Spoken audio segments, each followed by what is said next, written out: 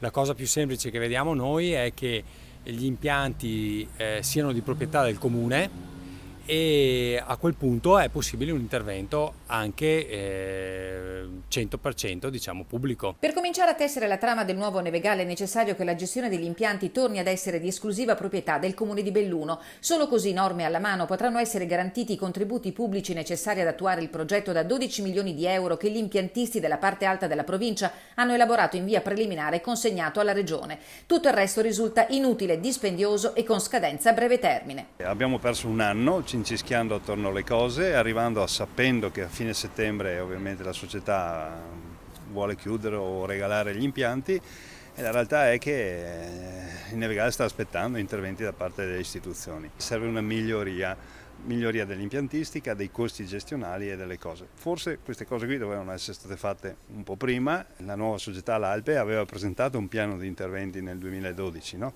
Salvo poi non attuarlo. Da parte sua il Comune di Belluno sollecita la Regione al mantenimento del contributo per la sostituzione della sciovia Leerte, cosa che pare assai complicata perché si arriverebbe alla sesta proroga richiesta dall'Alpe all'Ustif e quella concessa la scorsa stagione dovrebbe essere stata l'ultima consentita dalla legge. Quanto alla nuova società, il sindaco chiede alla Regione di aiutare la Newco che è in procinto di partire. Abbiamo trovato alcuni imprenditori disponibili a costituire una Newco, quindi una nuova società, insieme al comune, insieme agli impiantisti attuali, proprio per garantire la prosecuzione dell'attività.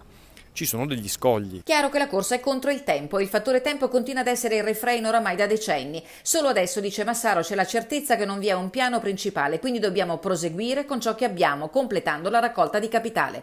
Presto, annuncia Massaro, l'uscita pubblica della nuova società e pare che, come ai tempi dell'ingresso trionfale dell'Alpe, vi sia ottimismo.